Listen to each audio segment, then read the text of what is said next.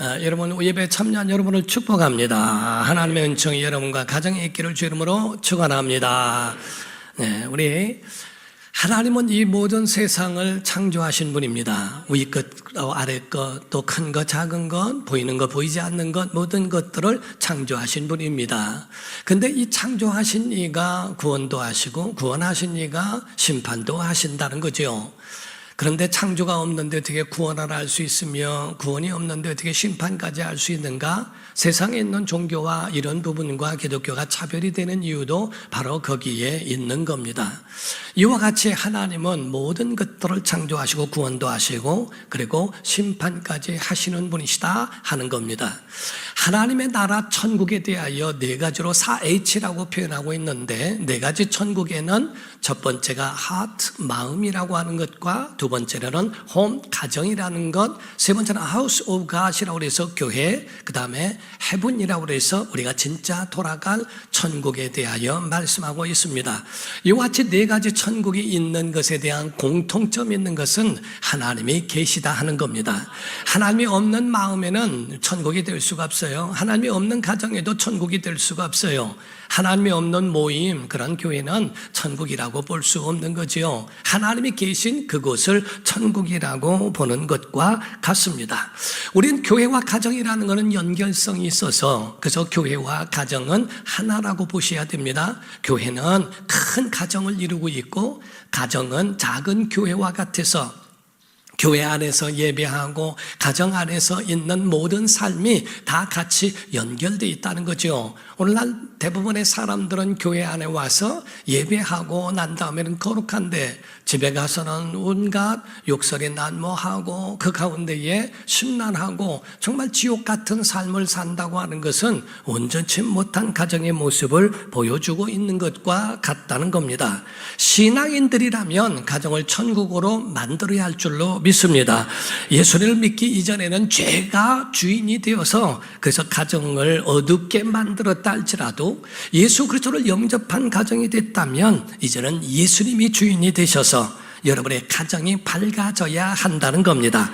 여러분 예수를 영접했는데도 아직도 가정이 어둡습니까? 그렇다면 아직도 온전한 가정을 이루고 있는 것은 아니라 하는 거지요. 그러나 여러분들이 실망하거나 절망할 필요가 없는 것은 여러분들이 오늘이라도 지은 죄를 회개하고 가정의 주인의 자리를 예수님께로 내어드리기만 한다면 여러분의 가정이 천국이 될 것이고 여러분의 가정에 하나님의 은총이 임할 줄로 믿습니다. 아멘 해봅시다. 여러분의 가정이 천국 되려면 하나님의 말씀이 있어야 합니다. 예수님의 은혜가 있어야 됩니다. 성령님의 동행이 있기를 주 이름으로 축원합니다. 그러므로 가정은 하나님의 주신 행복의 비밀이 있고요, 교회는 하나님이 주신 구원의 비밀이 있다는 겁니다. 그래서 가정과 그 교회 안에는 이와 같이 보물이 감춰져 있어서 그래서 어떻게 하면 그 보물을 캐내어서 그것을 우리가 소유할까? 교회 안에서는 바로 이와 같이 구원의 그런 보물을 캐내어 구원과 영생으로 올라갈 수 있고 가정에는 이와 같이 행복이라고 하는 그것을 캐내어서 그 보물을 가짐으로 행복한 가정을 이루어갈 수 있고 또한 안식이 그 안에 있을 수 있더라 하는 겁니다. 그러므로 여러분과 저는 교회와 가정이라고 하는 것을 이와 같이 하나로 봐야 한다는 것을 잊지 말아야 한다는 거지요. 구약 때에 보면은 모세가 십계명을 받을 때에 두 돌판을 받았다라고 되어 있습니다. 신명기 4장 13절을 보게 되면 여호와께서 그의 언약을 너에게 반포하시고 너에게 지키라 명령하셨으니 곧 십계명이며 두 돌판에 친히 쓰신 것이라 라고 말씀을 합니다. 십계명 가운데 두 돌판이 있는데 한 돌판은 하나님을 향하여 하나님을 섬기는 법도요, 그리고 한 돌판은 사람과의 관계 속에서 이루어져야 하고 서로가 지켜야 할 율례라고 하는 것을 가르쳐 두 가지를 우리에게 보여주신 것과 같다는 겁니다. 오늘 본문 말씀을 보게 되면 에베소서 6장 1절에서 3절의 말씀입니다. 자녀들아 주 안에서 너희 부모에게 순종하라. 이것이 옳으니라. 내 아버지와 어머니를 공경하라. 이것은 약속이 있는 첫 계명이니 라고 말씀하죠. 이로써 내가 잘되고 땅에서 장수하리라. 여기서 약속 있는 첫 계명이라 라고 말씀할 때 어떤 분이 묻습니다. 아니 목사님 어떻게 10계명의 첫 계명은 나 외에 다른 신을 섬기지 말라인데 첫 계명이라고 말씀을 합니까? 라고 이야기하는 분도 있었습니다. 근데 이 말씀에는 사람을 향하여 말씀하신 첫 번째 계명을 말씀하신 것이고, 그리고 약속이 있다라고 하는 말씀은 보장이 있다, 보상이 있다, 하나님이 반드시 보장한다라고 하는 그 약속의 의미를 가리켜 하고 같이 그거를 포함하고 있기 때문에 그런 겁니다. 10계명 가운데 보게 되면 그 가운데 살인하지 말라, 간음하지 말라, 도둑질하지 말라, 거짓 증거하지 말라, 탐내지 말라, 이 말씀을 두고 있는 것은 어떤 이유로라도 가정을 파괴하지 말고 소중히 여겨라 라고 하는 말씀이 그 가운데 같이 들어있다는 사실이에요. 이 세상에 파괴되고 이 세상의 붕괴의 첫 원인은 가정의 파괴입니다. 가정에 대하여 갈라지고 힘들어지고 어려운 것에 대하여 왜 이렇게 방송은 그거를 집중적으로 하고 있는지 몰라요. 행복하고 이 모든 곤란과 어려움과 시험을 넘어선 그러한 것에 대하여 더 말씀하고 행복한 가정을 더 말씀을 했으면 좋지 않을까라고 하는 아쉬움도 그 가운데 있더라는 거죠. 가정의 붕괴의 첫 번째 원인이 부모를 거역하는 데 있더라 하는 겁니다. 교회는 담임 목사 중심으로 인해서 협력 관계를 이루어야 하는 것처럼 가정은 부모를 중심으로 해서 그 가운데 협력 관계를 이루어야 합니다. 어린아이들이 태어나서 육적으로 돌봄이 있지 않으면 죽습니다. 그리고 성장할 때도 마찬가지로 자기 스스로 성장하고 삐죽삐죽 뻗어버린 나무 같은 그러한 것은 쓸모가 없어요. 자기의 인격 형성이나 이 모든 것들은 먼저 살아온 부모에 의해서 올바르게 그들을 가치관을 갖게 하고 잘 알 수 있도록 만들어주는 이 역할은 부모에게로부터 비롯되고 그렇게 시작되기 때문에 그러하다 하는 겁니다. 다른컨대 이 세상의 모든 교회와 가정이 건강한 한 우리 세상은 희망이 있다는 겁니다. 그래서 바로 교회도 건강해야 하고 가정도 건강해야 한다는 거죠. 조선시대의 일이라고 합니다. 한 임금이 개성을 방문하게 되었답니다. 그때에 방을 붙이고 그렇게 알려고 소문을 냈기 때문에 임금님이 행차한다는 말에 많은 그 개성에 있는 마을 사람들이 임금님의 행차를 보려고 거기에 나왔다는 거예요. 그때에 한 누워있던 어머니가 그 가운데에 내가 일어나서 나갈 수는 없지만 그러나 정말 마지막 내 소원이 임금님의 용안이라도 한번 멀찍해서라도 보고 죽는 게 소원이라고 했더니 효자인 아들이 어머니를 안고 업고 그렇게 해서 50리길을 가서 그 행차하는 길을 봤다는 거죠. 그때 지나가다가 어머니를 업고 있는 그 아들을 보고 야 이게 어떤 사람이길래 이렇게 하나라고 하는 그 마음에 임금님의 마음이 굉장히 찡했더래요. 그 돌아가셔서 그 가운데 하는 말이 야, 그 오늘 있었던 그 사람이 누구냐 데려와라. 그를 데리고 와서 물었더니 어머니의 마지막 소원이 임금님의 용안을 뵙는 것인데 멀리서라도 보기를 원해서 50리길을 업고 왔느니라고. 그 말을 듣고 그 임금이 너무 기특해서 그에게 금 100냥과 쌀 한 섬을 하사했다는 겁니다. 그 이야기를 듣고 불효자라고 소문난 사람이 그 가운데 돈 벌 기회가 생겼습니다. 그래서 싫다고 하는 어머니를 업고 그 가운데 임금님이 행차하시는 그 자리에 갖고 나가서 그 임금이 있는 앞에 어른거리면서 보여줬다는 거예요. 그때 그날 저녁에 또 불렀대요. 불러가지고 어떤 일이냐. 제가 그래도 어머니가 그래도 살아계시는 동안에 임금님의 용안을 이럴 때가 아니면 어떻게 뵐까라고 생각해서 제가 업고 왔느니라고 하고 얘기를 했답니다. 그때 임금님이 그 얘기를 듣더니 그러냐고 그에게 금 100냥과 쌀 한 섬을 상으로 주라고 했다는 겁니다. 그때 신하가 말하기를 얘는 불효자식이라고 소문이 나나인데 이 사람에게 줘버리면 어떡하느냐고 이야기를 했더니 임금님의 마지막 한마디가 있더랍니다. 그 말씀은 다른 게 아니라 효는 흉내만 내어도 좋은 거란다 이렇게 얘기를 했답니다. 효도라고 하는 것은 흉내만 내더라도 그래도 그거는 좋은 것이니 그에 대하여 이와 같이 하사하라고 이야기를 했다는 거죠. 교회 유치부에 다니고 있는 어린 아이가 있었답니다. 그 아이가 교회에 와서 이렇고 저렇고 막 혼조궁궁궁 하면서 이야기를 하고 막 말을 하고 있으니까 아버지가 신기하고 놀라워서 물었습니다. 또 궁금합니다. 너 지금 뭐를 지금 애우고 있는 거니? 내가 지금 교회 학교에서 배운 10계명을 외우고 있어요. 그래? 그럼 한번 해봐라 했더니 쭉 하면서 5번에 가서 5계명째 가서는 내 부모를 공격하라 이렇게 했습니다. 그랬더니 그 얘기를 듣고 야 무슨 부모를 공격을 해? 공경이야 하고 얘기했더니 공경과 공격이 뭐가 다른데? 라고 물었습니다.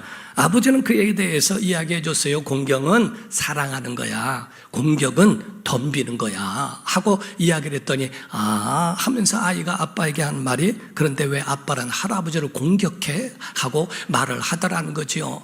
이와 같이 가정에서는 진실로 우리가 봐야 하는 모든 삶에 있어서 가정을 진단하고 하나님이 주신 구원을 이룰 뿐만 아니라 하나님이 주신 행복을 만들어가는 것은 그것은 의무이기도 하고 권리이기도 하더라 하는 거죠. 성경 안에서 부모를 공경하라 하는 말과 하나님을 경외하라 하는 말의 단어는 같다는 겁니다. 하나님을 경외하는 것처럼 내 부모에 대하여 경외하고 그와 같이 공경하라고 말씀하라는데, 중요한 말씀은 내 부모를 공경하라 하는 말씀 안에는 조건이 없다는 겁니다. 훌륭하거들랑 공경하라 하는 말이 아니고 건강하면 공경하고 존경하라는 말이 아니라 하는 거죠. 어떤 힘들고 어려운 상황에 있을지라도 그에 대하여 공경할 줄을 알아야 한다라고 하는 것을 포함하고 있다는 겁니다. 예수님 12살 때에 예루살렘에 가신 적이 있어요. 그 가운데 가셨는데 막 사람들이 어마어마하게 많다 보니까 그 가운데 돌아오는 길에 3일 길을 왔는데도 예수님 따라오는 줄로 알았어요. 보니까 예수님이 없어서 다시 예루살렘으로 올라가게 됩니다. 가봤더니 거기에 계시는 거예요. 아니 사랑하는 아들아 왜 여기 있니? 라고 얘기했습니다. 그때 예수님이 말씀하시면서 했던 그 삶이 12살 때에 일어난 말씀을 전하고 있습니다. 누가복음 2장 49절에서 51절입니다. 예수께서 이르시되 어찌하여 나를 찾으셨나이까? 내가 내 아버지 집에 있어야 할 줄을 알지 못하셨나이까? 하시니 그 부모가 그가 하신 말씀을 깨닫지 못하더라. 예수께서 함께 내려가사 나사렛에 이르러 순종하여 그 부모를 받드시더라. 그 어머니는 이 모든 말을 마음에 두었더라라고 말씀을 합니다. 예수님께서 그 육신의 부모까지도 순종할 뿐만 아니라 그를 받드셨다라고 이렇게 표현하고 있는 것과 같습니다. 우리 세 가지를 여러분과 제가 이해해야 되는 거예요. 우리가 부모를 공경해야 될 첫 번째가 그 이유가 있는데 그것은 생명에 대한 경외감이라고 하는 겁니다. 부모가 있기 때문에 우리가 있는 것처럼, 부모의 손길로 인하여 우리가 있는 것처럼, 부모님이 연로하셨다 할지라도 그분이 우리 어렸을 때에 우리를 위하여 많이 참고 인내하시고 안아주신 것처럼 연세가 드셔서 그 몸이 불편하시다 할지라도 그에 대하여 참고 인내하고 안아주어야 한다고 하는 겁니다. 제 간증 가운데서는 저는 목회하면서 장례를 참 많이 치렀습니다. 환송하고 이렇게 하는 저 나름대로 많이 치렀다고 생각을 합니다. 근데 그 장례를 치르는 그 모든 과정들을 볼 때에 하나님 주신 마음 가운데에 장례를 치를 때는 그 부모를 잃고 누군가를 가족을 잃었을 때에 그 마음이 제 안에 정말 사무치게 두를 때가 많습니다. 그래서 그를 위하여 한 번도 불평하거나 원망을 하지 않는다는 것, 정말 이에 대한 아픔이 얼마나 있을까라고 하는 그 마음을 하나님이 주셨다라고 생각할 때가 많습니다. 이와 같이 어버이의 최고의 대한 존경과 공경은 우리가 해야 할 도리라고 보는 거죠. 그러므로서 여러분과 저는 분명히 아셔야 되는 것은 어버이의 최고의 영광이 뭐냐? 공경과 사랑이라고 하는 겁니다. 우리가 솔로몬이나 이런 경우를 보더라도 임금의 자리에 있을 때에 자기 어머니 밧세바가 자기에게 찾아올 때가 있었습니다. 그를 존중한 대목이 나옵니다. 열왕기상 2장 19절입니다. 시작. 바세바가 이에 아도니아를 위하여 말하려고 솔로몬 왕에게 이르니 왕이 일어나 영접하여 절한 후에 다시 왕자에 앉고 그의 어머니를 위하여 자리를 베푸니 그가 그의 오른쪽에 앉는지라. 아멘. 여기서 지금 솔로몬은 임금의 자리입니다. 자기 어머니가 왔을 때 내가 임금이니까 저 밑에 앉으시오 라고 하지 않고 일어나 어머니께 절을 하고 그리고 자기의 옆자리에 앉을 수 있도록 그 자리를 배정해주고 배려했다는 거죠. 물론 어머니도 그 가운데 야 내가 너 어머니 내가 너를 낳았어 하고 그렇게 나오는 것도 아니지만은 그 가운데 자녀는 임금의 자리에 있을지라도 그 부모를 무시하지 않고 천대하지 않았다 하는 거지요. 아니 이와 같이 왕이 무시하지 않고 천대하지 않는데 감히 누가 그를 무시하고 천대할 수 있을까 하는 겁니다. 두 번째는 그러면 부모를 언제까지 이와 같이 효도해야 하느냐 하는 겁니다. 물론 성경에 있는 10계명의 10가지 계명 중에서 다 죽을 때까지 따라오는 계명이지만은 딱 하나 5계명은 시한적이라고 하는 겁니다. 언제? 살아계실 때까지. 그래서 살아계실 때에 우리가 그에 대하여 존경하고 공경하고 함께하지 돌아가신 후에는 그분에 대하여 아무리 제사상을 부러지게 차려놓고 산의 진미를 갖다 놓고 진수성찬을 논다 한들 아무런 그에 대하여 의미가 없다고 보는 겁니다. 돌아가시면 너에게 기회가 없으니까 돌아가시면 너에게 기회가 없으니까 너희가 살아 계실 때 그 일을 다 해라 라고 표현하고 있는 겁니다. 세 번째는 말씀할 때 진짜 효도가 뭔지를 우리에게 증거하고 있습니다. 성경이 말하는 진짜 효도는 그 부모님을 구원받도록 도와드려라 하는 겁니다. 만약에 이 땅에 살아계시는 동안에는 잘해드리고 진수성찬 해드리고 뭐를 해드리고 여행 가게 해드리고 모든 것들로 다 풍성하게 대접했다 할지라도 그 영혼이 지옥 가면 무슨 의미가 있을까? 분명히 말씀드립니다.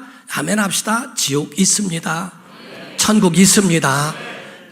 지구 반대편에 다른 나라가 있습니다. 가보지 않았어도 존재하고 있는 것처럼 우리가 태중에 있는 어린아이는 태중에 있는 그 어린아이의 어머니의 뱃속이 다가 아니고 태어나 이 세상을 살아가는 이 세상에 있는 것처럼 사람의 육체가 영혼을 담고 있는 그릇과 같아서 이 육체가 깨지는 날 그 영혼이 돌아갈 영원한 나라가 있는데 과연 영혼을 위하여 준비한 이들은 영생을 위하여 영생복락 누리지만은 영혼을 위하여 준비하지 못한 이들은 영원한 형벌에 들어가 고통 중에 있게 된다고 성경은 말씀합니다.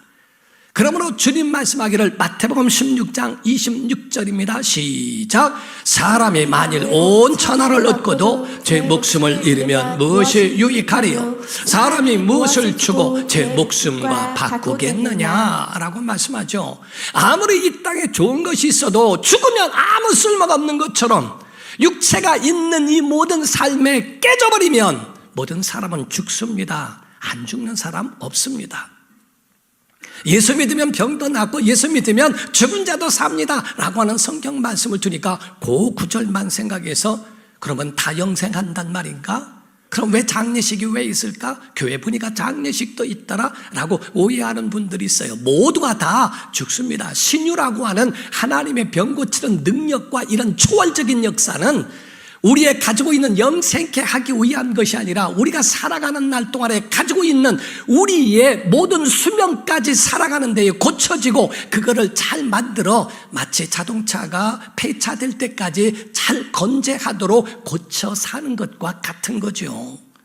그런데 우리에는 반드시 영원한 나라, 영적인 영원한 나라가 우리에게 있다는 겁니다. 주님이 우리에게 약속하신 말씀이죠. 요한복음 14장 1절에서 3절입니다. 너희는 마음에 근심하지 말라. 하나님을 믿으니 또 나를 믿으라. 내 아버지 집에 거할 곳이 많도다. 그렇지 않으면 너희에게 일렀으리라. 내가 너희를 위하여 거처를 예비하러 가노니 가서 너희를 위하여 거처를 예비하면 내가 다시 와서 너희를 내게로 영접하여 나 있는 곳에 너희도 곧 영원한 나라에 있게 하리라. 이렇게 말씀을 하죠.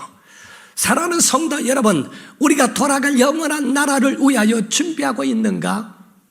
성경은 주님이 이렇게 비유하셨습니다. 누가복음에 보면은 부자와 나사로에 대하여 비유로 말씀하셨어요. 그 가운데에 부자와 거지 나사로에 대하여 누가복음 19장 22절에서 23절입니다. 둘 다 죽습니다. 이에 그 거지가 죽어, 그렇죠? 예수 믿는 사람도 죽습니다. 천사들에게 받들려 아브라함의 품에 들어가고, 부자도 죽어 장사됐다고 되어 있습니다. 그가 음부에서 고통 중에 눈을 들어 멀리 아브라함과 그의 품에 있는 나사로를 보았더라고 되어 있어요. 둘 다 죽었지만은 거짓 나사로는 아브라함 품에 천사들의 받들려 올라가고, 부자는 죽어 음부에서 고통 가운데서 아브라함 품에 있는 나사로를 지켜보았다라고 되어 있다는 거죠. 과연 여러분의 부모님은 천국 갈 준비되어 있습니까? 여러분의 자녀들로서의 영생을 위하여 여러분 부모를 구원의 자리로 초청했습니까? 하는 겁니다. 우리가 보게 되면 이영만리라도 그 오직까지 가서 영혼 구원하려고 선교도 하는데, 여러분의 부모를 위하여 정말 기도해 본 적 있습니까? 금식해 본 적 있습니까? 영혼 구원을 위하여 정말 마음속 깊이 생각해 보신 적은 있느냐 하는 겁니다. 육체가 죽으면 다 모든 기회를 잃어버리는 거예요. 어느 문구에 보니까, 그 전에 저 어렸을 적에 보니까 그런 문구가 있더라고요. 어버이 살아실 때 섬기기란 다하여라. 지나간 후면 애달타 의하리. 평생에 고쳐 못할 일 이뿐인가 하노라. 라고 하는 것처럼, 바로 우리가 다시 돌이킬 수 없고 후회해도 소용없는 그것이 우리에게 바로 영혼 구원의 일이라고 보는 겁니다. 그래서 영혼 구원과 살아 계신 동안에 그의 필요를 채워드리도록 노력하는 것, 이것이 바로 자녀된 진짜 효도라고 보는 겁니다. 그리하면 하나님이 어떠한 보상을 주실까? 출애굽기 20장 12절입니다. 시작. 내 부모를 공경하라. 그리하면 내 하나님 여호와가 내게 준 땅에서 내 생명이 길리라. 잘되고 그 준 땅에서 잘되고 장수한다고 하는 약속을 하신 거예요. 믿음의 선배들을 보게 되면 모두가 다 효를 행했던 사람들입니다. 그들을 하나님이 복을 주셨죠.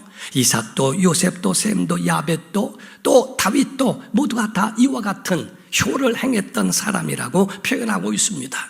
특히 그 중에 요셉이라고 하는 사람은 야곱의 아버지의 많은 사랑을 받았고, 그 사랑을 받은, 오죽하면 다른 형제들이 받지 못하는 채색 옷을 입고 이렇게 사랑을 받았습니다. 나중에는 형들의 시기와 질투로 인하여 팔려갔지만은 그가 총리의 자리에 이르렀을 때에 그 아버지를 모셔옵니다. 자기만 사는 게 아니라 가족들을 살게 하고 민족을 살리게 하고 부모와 그리고 애굽도 살리게 하고 나라와 민족, 이 모든 이웃 나라까지 살리게 합니다. 여러분, 성경 가운데 보게 되면 요셉이 없었으면 애굽도 없다는 거예요. 이집트도 없다는 거예요. 다 굶어 죽었을 거라는 겁니다. 7년의 식년 가운데에 다 살아남을 자가 없다는 거죠. 이와 같이 요셉과 같은 사람을 하나님 통하여서 민족도 살리고 다 할 수 있는 이란 사람이 있는가 하면, 압살롬이라고 하는, 이름도 잘 지어야 돼요. 압살롬이 뭐예요? 압살을 하는 거예요. 뭐예요? 그런데 이 압살롬이라고 하는 다윗의 아들인데, 이는 너무 잘생겼고 너무 잘났어요. 너무 교만한 겁니다. 아버지의 근심이 됩니다. 나중에는 누구를 죽이라고 사주까지 하고, 그렇게 죽이는 일과 이런 일들을 서슴지 않고 행했던 그런 악한 자였습니다. 잘난 척하고 교만하고 부모의 근심이 되고 했던 그 사람의 말로가 어떻게 되었는가? 성경에 보니까 사무엘하 14장 25절입니다. 온 이스라엘 가운데에서 압살롬같이 아름다움으로 크게 칭찬받는 자가 없었으므로 그는 발바닥부터 정수리까지 흠이 없습니다. 성경이 이렇게 기록하고 있는 사람은 없습니다. 얼마나 잘났으면 그렇게 표현하고 있을까? 그런데 그가 나중에 머리도 찰랑찰랑하고 머리도 아마 그냥 아주 막 이러고 다녔던 모양이에요. 얼굴에 머리가 아주 뽐내고 있었던 그 머리에 잘난 머리 때문에 나중엔 죽음을 당하게 됩니다. 사무엘하 18장 9절입니다. 압살롬이 다윗의 부하들과 마주치니라. 압살롬이 노새를 탔는데 그 노새가 큰 상수리 나무 번성한 가지 아래로 지나갈 때 압살롬의 머리가 그 상수리 나무에 걸림에 그가 공중과 그 땅 사이에 달리고 그 탔던 노새는 그 아래로 빠져나간지라 라고 되어 있습니다. 그때 15절에 보니까 말씀을 하기를 요압의 무기를 든 청년 10명이 압살롬을 에워싸고 쳐 죽이니라. 그의 머리가 자기를 살릴 것 같고 자기가 번성할 것 같고 자기가 다칠 것 같았어도 그것 때문에 상수리 나무에 걸려서 움직이지 못하고 옴짝달싹 못하면서 거기서 죽임을 당하는 꼴을 얻게 되더라 하는 거죠. 사랑하는 성도 여러분, 우리는 정말 주의 말씀을 들을 줄 알아야 됩니다. 믿음은 심은 대로 거두어지는 걸 믿으셔야 됩니다. 갈라디아서 6장 7절과 8절에 말씀했어요. 시작. 스스로 속이지 말라. 하나님을 업신여김을 받지 아니하시나니 사람이 무엇으로 심든지 그대로 거두리라. 자기의 육체를 위하여 심는 자는 육체로부터 썩어질 것을 거두고 성령을 위하여 심는 자는 성령으로부터 영생을 거두리라. 육체만 가지고 부모를 공경하면 육체로 끝나는 겁니다. 썩어질 것들로 인하여 그것으로 만족하고 행복하고 끝나죠. 그러나 성령을 위하여 영적으로 심으면 성령에 의하여 영생을 거둔다라고 말씀하고 있습니다. 어떤 사람은 신앙생활을 해도요, 육만 하는 사람이 있어요. 어쩜 그렇게 인색한지. 자기 쾌락과 자기의 모든 유익을 위해서는 아주 흥청망청 시간과 돈과 이런 모든 것들을 다 뿌리면서 자기 영혼을 위해서는 하나도 그 가운데에 심지도 않고 다 끝내버린. 제가 수요 설교 때 그런 설교를 한 적이 있죠. 이 세상에는 뺏기는 사람이 있고 드리는 사람이 있다는 것. 뺏기면 아무 쓸모 없습니다. 드리면 심으면 거두게 돼 있습니다. 하나님 앞에 드린 것만 내 것이고 드린 것만 우리가 도로 얻을 수 있는 심은 대로 거둔다고 하는 하나님의 원리가 이 가운데 있는 거거든요. 예배는 드리는 겁니다. 시간을 뺏기는 거 아닙니다. 하나님이 다 보상해 주실 것이라는 거죠. 우리는 육으로만 심지 말고 영으로 심기를 주 이름으로 축원합니다. 그런데 중요한 것은요, 여기서 부모를 공경하라 말씀하신 것에서는 부모 또한 공경받을 만한 대상이 되라고 말씀하고 있는 걸 포함하고 있는 거예요. 야, 나는 부모니까 다 공경해라. 다 봐, 성경에도 그렇게 돼 있지 라고 하는 말씀만 있는 게 아니라 너도 존경받고 공경받을 만한 대상이 되게 하라 라고 하는 그 말씀을 포함하고 있는 거거든요. 밤마다 어머니의 기도 소리를 듣고 어머니의 찬양 소리를 들으면서 성장한 그 아이의 마인드와 밤마다 술에 취해서 동네에 다 깨우고 돌아다니면서 밤마다 부부가 다툼이 있고 싸우고 죽이네 살리네 깨고 부수고 이런 가운데에 두려움에 떨며 살아온 그런 아이들의 삶이 어떠할까?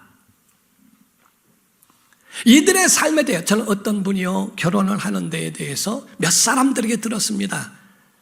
결혼을 왜 하려고 합니까? 라고 물었더니 사랑해서 결혼합니다. 이 사람들의 퍼센트가 굉장히 많았습니다. 근데 그 중에는 여러 명 가운데에 그런 말을 들은 적이 있어요. 목사님, 제가 결혼했던 거는요, 우리 집이 너무 지옥 같기 때문에 누가 나만 데려가만 주면은 그냥 난 가고 싶은 마음에 집을 벗어나기 위한 탈출구로 삼았다고 하는 사람 여럿을 봤습니다.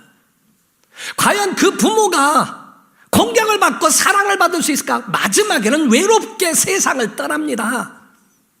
부모는 부모로서의 대상으로서의 공경받을 것도 함께 생각하고 기도로 자애롭고 그들을 위하여 축복하고 기도 소리, 찬송 소리, 화평의 소리, 은혜의 소리로 심어야 자손들도 거기에 열매를 맺을 텐데 아이들은 그 가운데 사나워지고 두려움에 빠지고 불안과 이런 것들로 과연 천국을 이룰 수 있느냐 하는 거예요. 사랑하는 성도 여러분, 오늘 예배 나온 여러분들을 축복합니다. 여러분 가정에 모든 저주가 끊어지기를 주 이름으로 축원합니다. 여러분의 가정에 하나님의 행복의 시작이 되기를 예수 이름으로 축원합니다. 여러분 모든 것이 여러분 속에 상처로 남아있다 할지라도 오늘 끊으십시오. 그러면 여러분의 가정 행복이 만들어집니다. 하나님이 함께 하시면 복이 임하게 되어 있습니다. 여기서 에베소서 6장 1절을 보게 되면은요, 자녀들아 주 안에서 너희 부모에게 순종하라, 이것이 옳으니라. 여기서 주 안에서라고 하는 말이 나옵니다. 어떤 사람 말하기를 그리고 예수 안 믿으니까 주 바뀌니까 마귀 자식이니까 난 돌보지 않아도 된다, 천만의 말씀이에요. 주 안에서 공경하라고 하는 말씀을 하는 것은 그거는 배타적인 말씀과 거부하라는 말씀에 대한 말씀이 아닙니다. 내가 주 안에 있거들랑, 내가 주 안에 있다면, 내가 주님 안에 있다고 하는 걸 확신한다면 부모를 공경하는 것이 마땅한 거야, 그 얘기입니다. 너 주 안에 있다면, 물론 부모가 너 오늘부터 예수 믿지 마라 한다면 순종할 수는 없겠죠. 그러나 대적하거나 그 가운데 돌변하지는 않습니다. 내가 주 안에 내 자신이 있다면, 그렇다면 주 안에서 부모를 공경하는 것이 마땅하다. 일제강점기 때의 일이라는 겁니다. 이흥렬이라고 하는 청년이 있었다고 그래요. 일본에서 음악 공부를 했는데 그 가운데 피아노를 너무 갖고 싶어서 어머니께 편지를 냈대요. 어머니, 나 피아노를 갖고 싶다고. 어머니가 그 편지를 받고 난 다음에 허리가 휘어지도록 솔방울들을 모아 그거를 다 해서 팔아서 돈을 보내주어 피아노를 샀답니다. 그 피아노를 받고 눈물과 땀과 피 묻은 그 피아노를 치면서 지은 곡이, 그것이 어머니의 마음이라는 거예요. 작사는 양조동 씨가 했고, 그러나 곡은 이흥렬 씨가 이거를 한 것이 그 마음 가운데에 어머니의 마음이 묻어나는 곡이라고 표현을 합니다. 신앙인들이라면 권리만 셈하지 말고, 내가 부모니까 섬겨라, 부모니까 다 해라, 안 하면 안 된다고 성경에 나왔지 않냐, 이것만 하지 말고, 자녀들은 주 안에라고 했으니까 주 밖에 안 해도 상관없다 하지 말고, 바로 그거를 셈하려고 하지 말고 여러분의 가정을 천국으로 만들기를 주 이름으로 축원합니다. 자녀들은 부모를 공경하고 부모는 눈물로 자녀를 양육해서 가정 천국을 이루는 복된 성도가 되기를 예수 이름으로 축원합니다. 기도합니다. 이 자리에 다 같이 통성으로 기도할 때, 하나님, 우리 가정이 이와 같이 가정 천국을 이루도록 역사하여 달라고.